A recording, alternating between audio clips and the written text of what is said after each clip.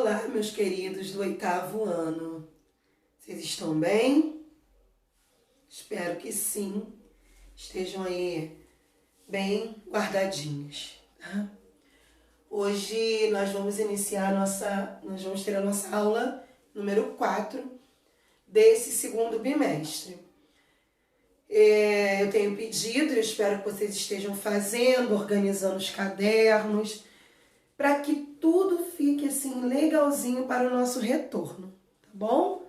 Na realidade, a gente deixa tudo organizadinho para quando voltarmos, que esperamos que seja breve, né? Que logo estejamos de volta em sala de aula.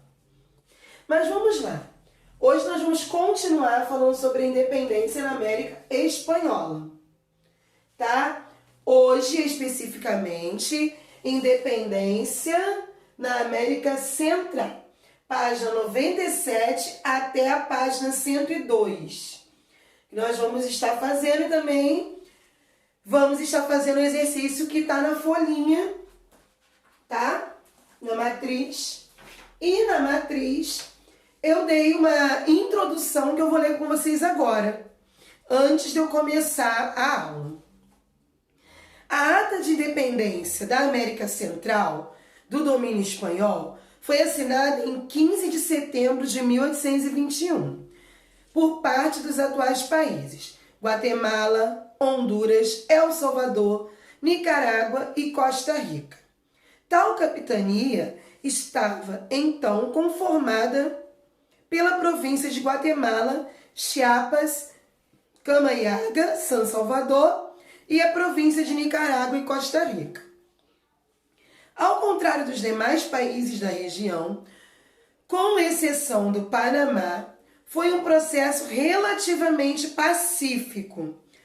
O movimento independentista centro-americano tomou como exemplo a independência dos Estados Unidos e a Revolução Francesa, além de ter sido influenciado pelas ideias do reformismo ilustrado espanhol e do iluminismo racionalista europeu, tá? Isso aí foi como aconteceu a independência dessa parte da América Central. Coloquei logo de início aqui o nome de José Cecílio del Valle. Ele defendeu o federalismo nas Províncias Unidas da América Central.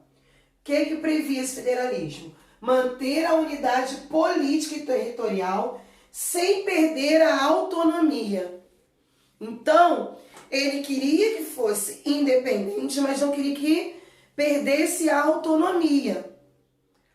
Que com essa independência, o país ganhasse autonomia, né? Continuasse com autonomia. Porque antes da independência não se tem autonomia. Então, ele queria manter essa autonomia. Tá bom? José Cecílio del Valle. Está falando sobre ele na página 97, tá? Vamos para a página 98, vamos lá? Falar sobre a libertação ou a independência cubana. Cuba foi o último país americano a se tornar independente. Figura em Cuba foi José Martí, que defendeu a autonomia de Cuba após a independência. Então, Cuba tinha medo de se tornar independente da Espanha, do domínio espanhol, né? E perder sua autonomia, perder sua questão financeira ou o país decair. Na realidade, o medo era o país não conseguir se manter. Então, por isso, eles tinham tanto medo de se tornar independente, tá? Segundo parágrafo, o medo da rebelião escrava e a flexibilidade nas relações comerciais com a metrópole retardaram o desejo da elite local de lutar pela independência da ilha. Movimento que só se iniciou em 1868. Cuba era a última grande colônia espanhola na América e a coroa se empenhou militarmente para mantê-la. Então, Cuba vai ser o último. A Espanha tentou manter, mas não conseguiu. Não conseguiu. Isso começou em 1868. Aí, vamos lá. Os cubanos só retornaram à luta pela emancipação em 1895. Então, aí eu tenho de 68 para 95. Nesse processo foram apresentados 2 projetos políticos para o país. Os autonomistas, que defendiam a ideia de que após a emancipação, Cuba deveria organizar-se como um Estado plenamente autônomo, e os anexionistas, que desejavam que Cuba fosse anexada aos Estados Unidos. O principal defensor da autonomia foi José Martí, tá? Porque tinham 2 propostas, ou era autônomo ou se anexava aos Estados Unidos. José Martí defendia que Cuba deveria ser independente dos Estados Unidos, não se anexar aos Estados Unidos. Mas, lá no último parágrafo, ó, a independência de Cuba ocorreu em 1898, com o apoio militar dos estadunidenses, que passaram a interferir diretamente nos assuntos internos do país, o que significou na prática a vitória dos anexionistas. Então, as ideias de José Martí não prevaleceram. Nós estamos falando sobre independência, né? E aí vem a palavra liberdade. Independência nada mais é do que você ser livre. Ser independente, ser livre. Mas quais os significados de liberdade? Liberdade pode ter vários significados. Hoje, para nós que estamos nessa situação de quarentena, liberdade é eu poder resolver agora ir para uma praia e ir. Liberdade é eu poder resolver, eu quero viajar para um outro país nesse momento, comprar uma passagem e ir. Que nós hoje não estamos podendo fazer isso. Para você hoje conseguir ir para um outro país, você precisa dizer por quê. Antes já precisava, né, de todo um controle, mas digamos que você seja uma pessoa que já tenha o visto para você viajar para outro país. Então seria comprar uma passagem, ter o dinheiro, né, comprar uma passagem e ir. Mas hoje você não pode fazer isso. Então, para nós, hoje, seria o nosso significado de liberdade. Eu poder ir e vir para onde eu quiser. Porque nós estamos num período de pandemia. Agora, vamos lá. Falando dessa questão aqui de independência. Independência. O que significa liberdade? Para cada grupo, vai ter um significado, e eu achei muito interessante o que o livro trouxe pra gente sobre isso. Na página 99, eles dizem assim, ó, para as elites, que são as pessoas mais ricas, o termo tinha uma dimensão política e econômica. Para as elites, eles desejavam autonomia para ampliar os seus negócios. Então, as elites queriam ampliar os seus negócios, atuar no comércio internacional, sem interferência da metrópole. Isso era o que a elite queria. Os escravos. O que é liberdade para os escravos? Significava o fim da condição de cativo.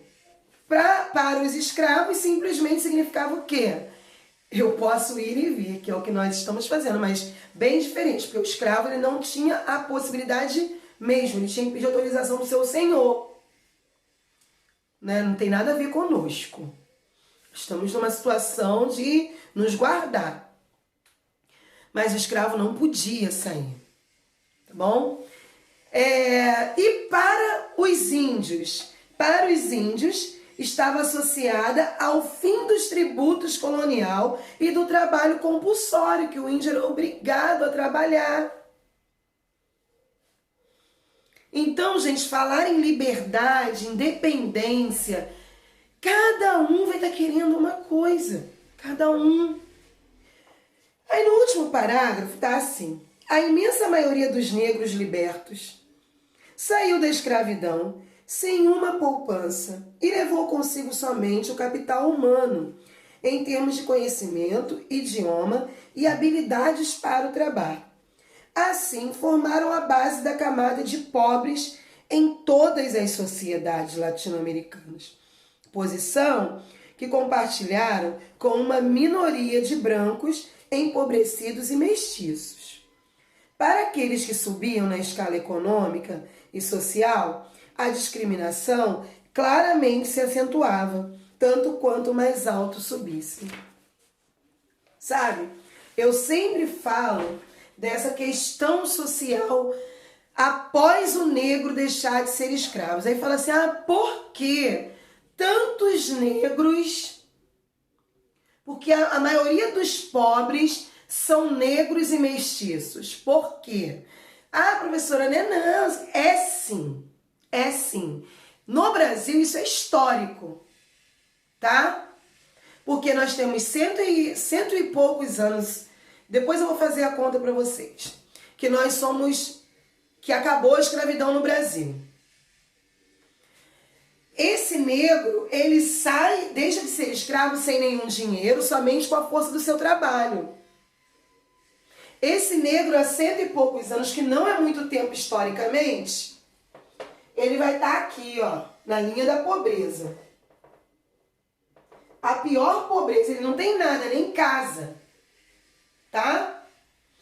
Então, com o tempo, ele vai subindo. No Brasil são 132 anos. Então, 132 anos, eu posso ter aí 2 ou 3 gerações somente. Então, para ele chegar dessa pobreza até alcançar as camadas mais altas, não vai acontecer, gente, da noite para o dia, tá? Então, é por isso que nós vemos tantos negros, sim, nas áreas mais pobres. Isso é comum, é histórico, como eu disse. Bom, mas nós estamos falando da América Central, que as características vão ser praticamente as mesmas do Brasil. Bom, e os indígenas após a independência? Falamos sobre o negro e os indígenas. As sociedades indígenas eram vistas como obstáculo ao projeto modernizador e civilizador empreendido no século XIX pelo Estado argentino. Então, eles achavam que os indígenas olha só, né? Os indígenas estavam por aqui primeiro e eles foram tidos como que atrapalhavam. Essa situação, terceiro parágrafo da página 100, produziu graves tensões sociais e rebeliões armadas de povos indígenas em diferentes países hispano-americanos. No México, por exemplo, os indígenas organizaram revoltas para recuperar suas terras e lutar contra o fim da exploração econômica, a qual estavam submetidos, invadindo as fazendas, destruindo as lavouras e matando o gado. Hoje, quais os reflexos dessa situação? Página 101. Quase todos os movimentos de resistência indígena no século XIX e XX foram derrotados ou obtiveram vitórias muito restritas. Por conta desse histórico de exclusão, atualmente os indígenas estão entre os grupos mais pobres em muitos países latino-americanos. Segundo o Programa das Nações Unidas para o Desenvolvimento, em 2013 existiam cerca de 50 milhões de indígenas na América Latina e no Caribe. Eles viviam principalmente na Bolívia, no Peru, no México e na Guatemala. A maioria era pobre e apresentava baixos índices de escolarização. Bom, aí continuando aqui, apesar dessas leis nacionais e internacionais reconhecerem a multiplicidade étnica e defenderem os direitos dos povos indígenas, ainda há muito a ser feito para que tais defeitos sejam efetivamente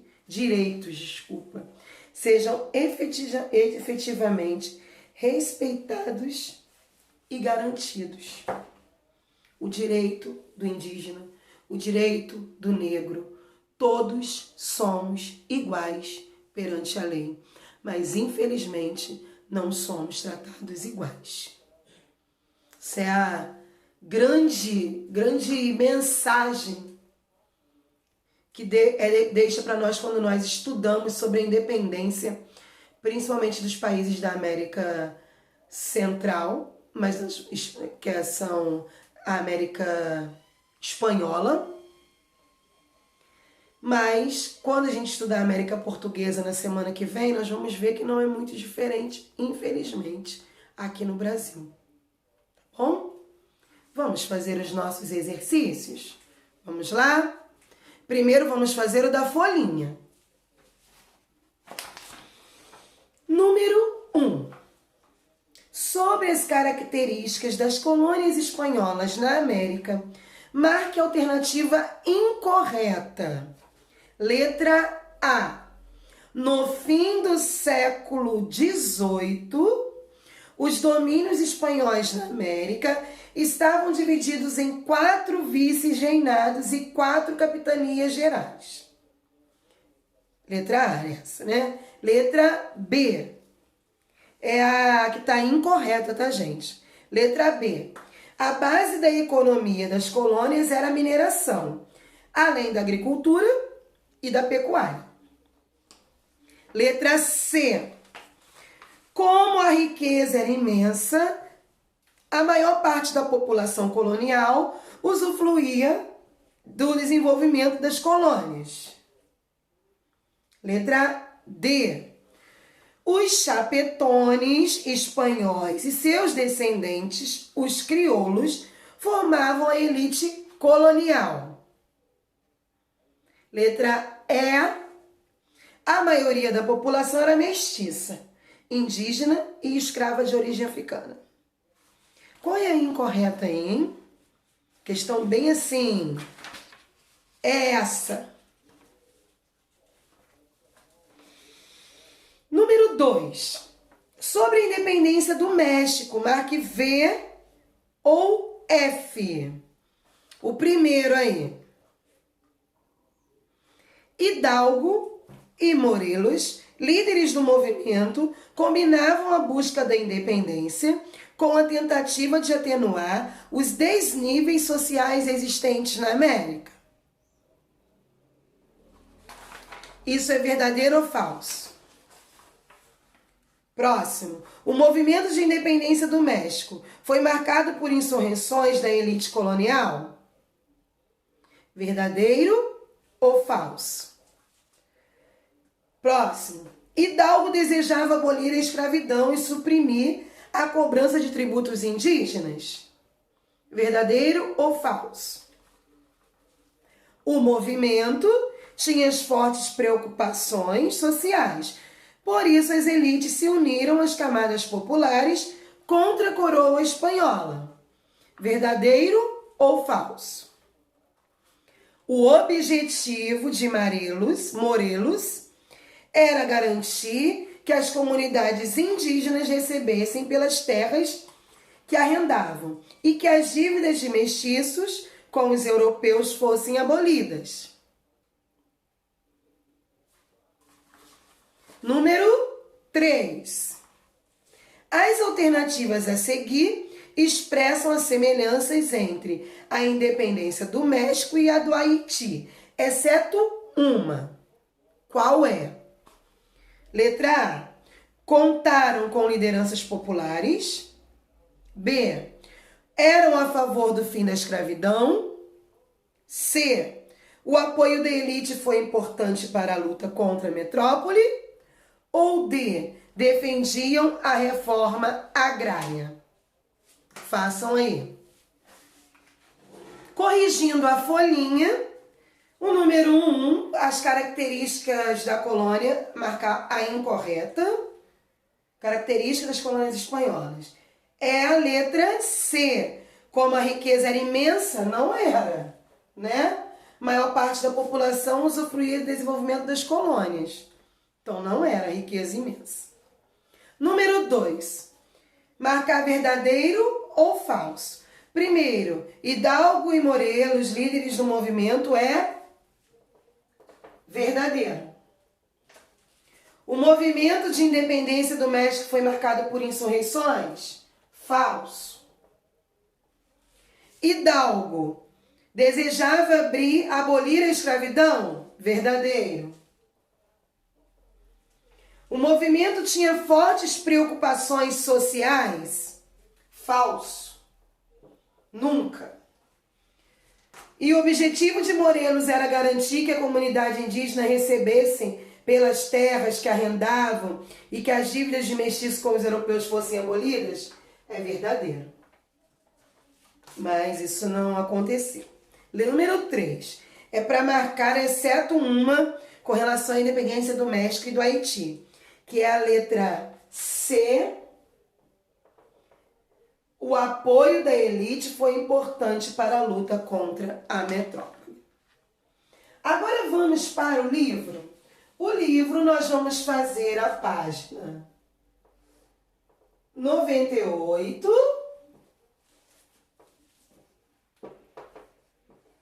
e 102. Vamos lá? Página 98 é a primeira.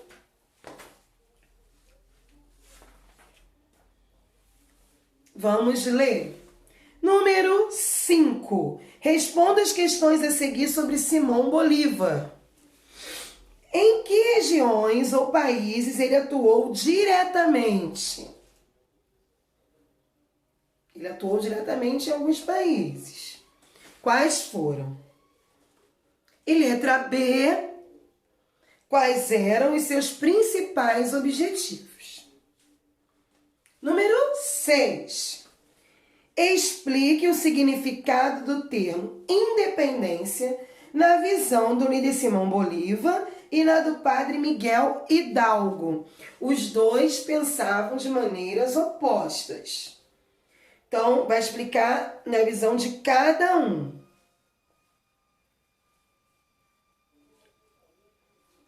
7. Identifique e explique os projetos políticos apresentados pelos seguintes personagens do processo de independência das colônias da América Espanhola.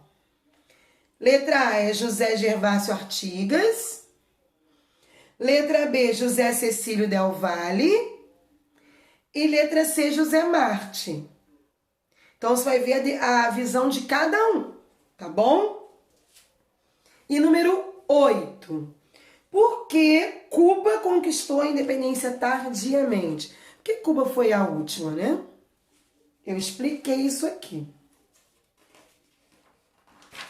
102. Número 1.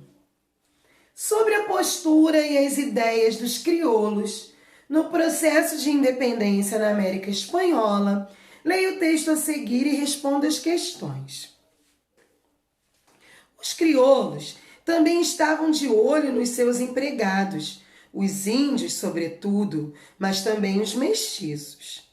Diante do perigo de revolta, eles ainda preferiam à Espanha a anarquia.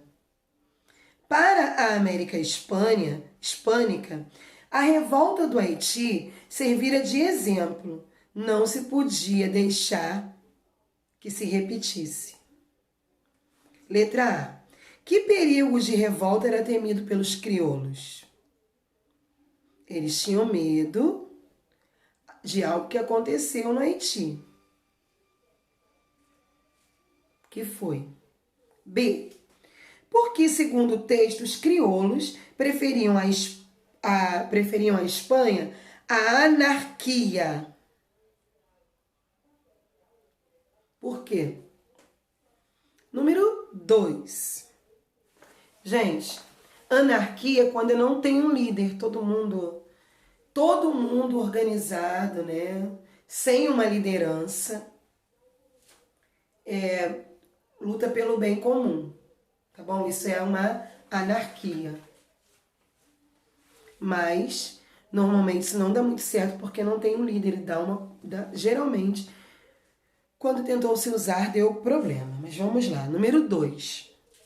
Leia o trecho de uma carta de Simão Bolívar para um comerciante inglês e depois responda. É uma ideia grandiosa pretender formar um novo mundo, como uma só nação, já que tem uma origem, uma língua, uns costumes e uma religião. Deveria, por conseguinte, ter um só governo que confederasse os diferentes estados que haverão de ser formados. O que pode nos colocar em condição de expulsar os espanhóis e afundar um governo livre é a união, certamente. Letra A. O que Simão Bolívar defendeu nesse trecho da Carta da Jamaica? O que ele defende? Está claro aqui. B. Que argumentos Bolívar usou para defender as suas ideias? C. Esse objetivo de Simão Bolívar se concretizou? Justifique com base no que você estudou no capítulo. Número 3. Classifique as afirmativas a seguir em verdadeiras ou falsas. Letra A. O general uruguaio José Gervásio Artigas defendia um projeto federalista, ou seja, a autonomia das regiões do país. B. O objetivo do governo argentino com as campanhas do deserto era a expulsão ou extermínio dos indígenas que resistissem à invasão de suas terras. C. A independência sem autonomia de Cuba foi contestada por José Martí, que criticava o poder dos Estados Unidos sobre seu país. Isso aqui está na cara, né? D. Na luta pela emancipação do México, a proposta do padre mestiço José Maria Morelos de tornar o país uma monarquia católica controlada pelos crioulos foi vitoriosa. Letra E. Os novos estados da América Central, formados logo após a independência, viveram décadas de estabilidade política e econômica. Esses são os exercícios de hoje. Façam aí.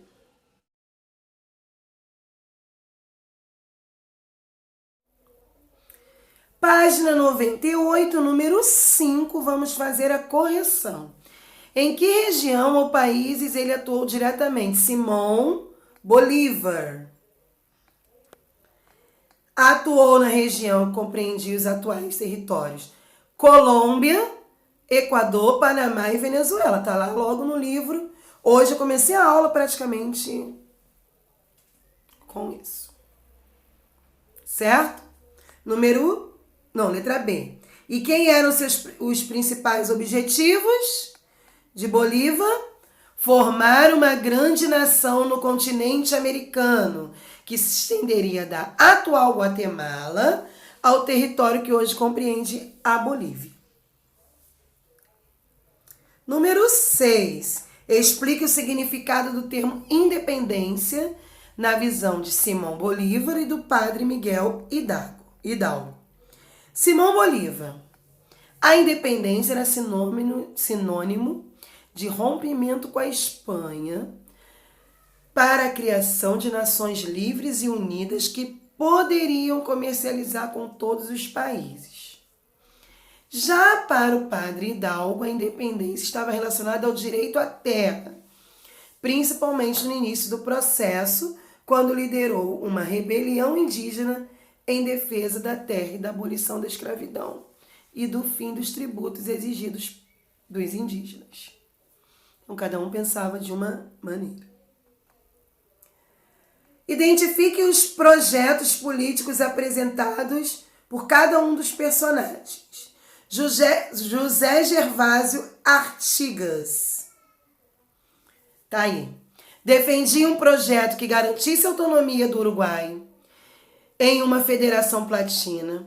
Essa ideia estava conectada à valorização da questão social no meio rural e à necessidade de distribuir as terras para as camadas mais pobres da população. José Cecílio Del Valle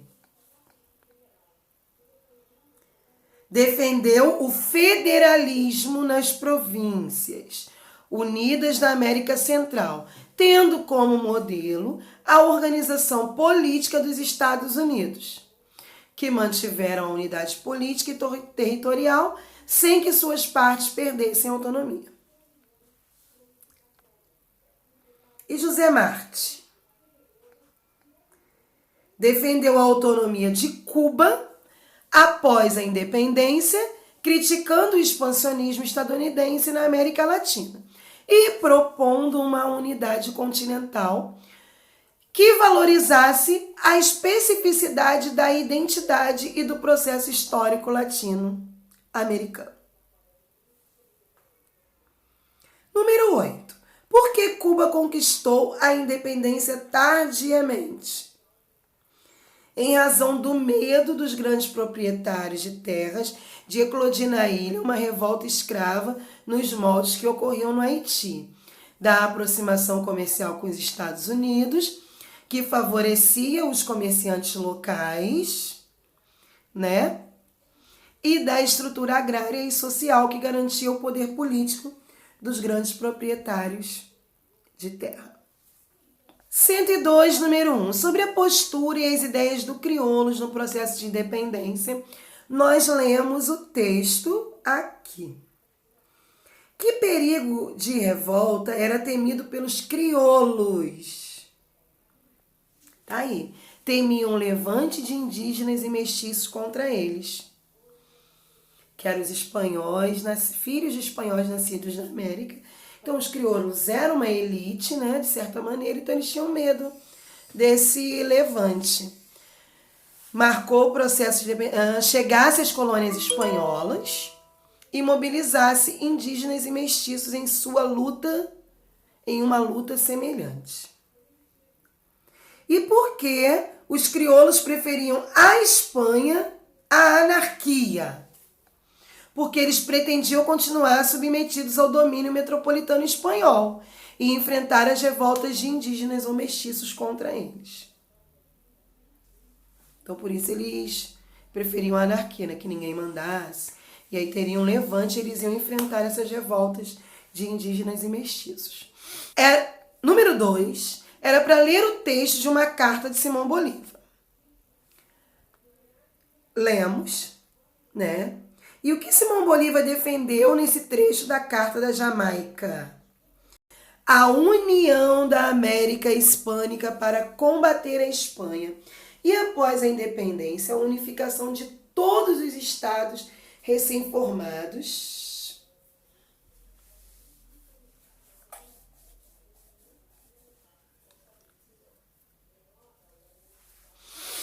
Meu Deus do céu. Simão Bolívar defendeu a união da América Hispânica para combater a Espanha e, após a independência, a unificação de todos os estados recém-formados por meio de uma instituição que os confederasse. E que argumentos ele usou para defender as suas ideias? Que os vice-reinos da América e Espanha tinham origem, língua, costumes e religião comuns. Por isso, seria normal que a região tivesse apenas um governo que confederasse todas as nações recém-independentes. E letra C. Esse objetivo se concretizou? Não.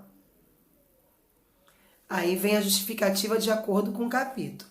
Após a independência das colônias, a América Espanhola fragmentou-se em diferentes governos. Além disso, os vice-reinos não se uniram para combater o inimigo espanhol. Houve algumas alianças, mas não a união de toda a América de colonização espanhola. Número 3, eu pedi para marcar verdadeiro ou falso. Primeira alternativa é verdadeiro. O general uruguaio José Gervásio defendia um projeto federalista. Letra B é verdadeiro também. O objetivo do governo argentino com as campanhas no deserto era a expulsão ou extermínio dos indígenas. Letra C é verdadeiro também. A independência sem autonomia de Cuba foi contestada por José Martí. Letra D, falso. Na luta pela emancipação do México, a proposta do padre mestiço José Maria Morelos tornar o país uma monarquia católica. Não. E letra E, falso. Os novos estados da América Central, formados logo após a independência, viveram décadas de estabilidade política e econômica. Bom, meus queridos, por hoje foi só isso, né? Fizemos todas as atividades, né? Tudo bonitinho, colhem no caderno, se copiou do quadro ali bonitinho no caderno que eu estarei vendo no nosso retorno, tá bom? Um beijo para vocês, fiquem com Deus e até a próxima semana.